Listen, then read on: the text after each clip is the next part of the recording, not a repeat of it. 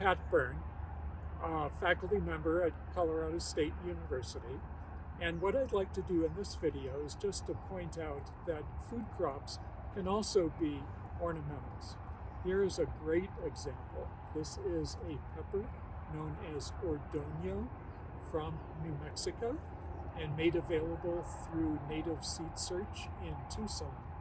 Look at all the different colors on the same plant. One thing I like about it is its compact plant habit makes a great patio plant. Dark green foliage and quite spicy peppers. So it's almost a year's supply on a single plant, depending on how hot you like your food. This is a beautiful pepper. This is known as Buena Mulata from the Caribbean. Very prolific, starts out as this colorful purple and then matures to a red color. Very spicy and also a nice addition to the ornamental garden. Grain amaranth is a crop that's important as a food for the seeds produced on the seed head, as well as for the tender greens for young seedlings. It's also a beautiful crop, as you can see here. This is a wine red cultivar developed in California, actually. And this is a gold-headed one from Mexico. So in addition to the very colorful seed heads, some of the foliage is also very ornamental. You have this very striking variegated pattern here on this one. So maybe not a typical crop for most home gardeners, but perhaps there's a spot in your garden where it could fit. What we have here is an example of a food crop that was bred specifically to be an ornamental. This is a millet known as Purple Majesty. It has the dark purple foliage. It has very long spikes. In season, it is just full of anthers and attracts a lot of pollinators. So it's kind of a nice compact size. I would recommend this if you have space in your garden for something that would be dramatically different. Sunflowers, of course, are a very beautiful crop. The family also includes some crops you may not think of belonging to that group. One of them is Jerusalem artichokes, and that's this very tall plant right here. It is native to North America. The harvestable part is the tuber born underground. Starchy, tastes like somewhat reminiscent of an actual artichoke. Let me warn you, it has a reputation for being invasive. So if you do grow these, be sure to dig up all the tubers at the end of the season.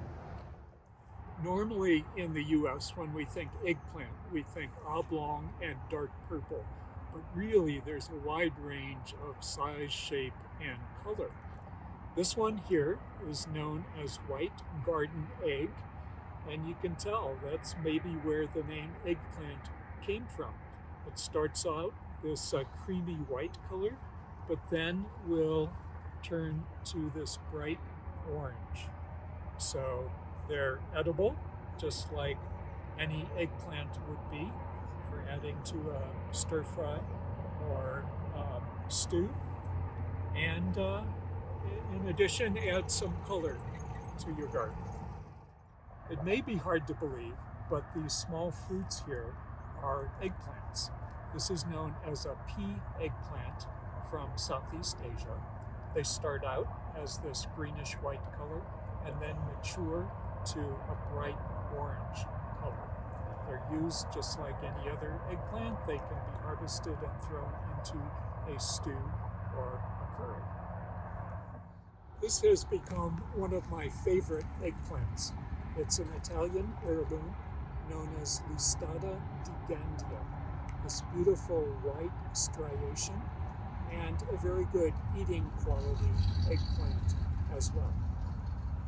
Very prolific, and I just love to see this color pattern as I walk through the garden.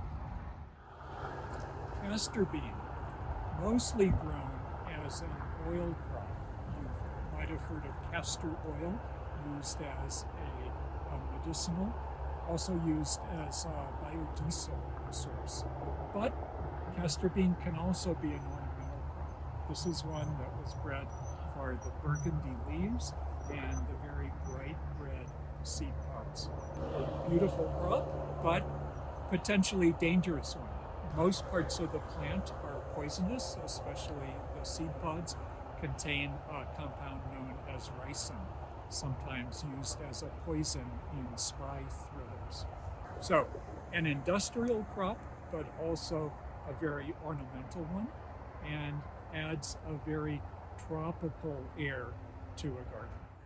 This is an absolutely beautiful crop. It's known as Lab bean, also as hyacinth bean for the color, but it just produces a wall of flowers. This is an important food crop in parts of Africa and Asia. In addition to the beautiful lavender-colored flowers, there are these ornamental seed pods, dark purple. And these are edible if you know how to process them correctly. So I would recommend this for anybody that has a spot for a vine. It really would make a nice addition to your garden.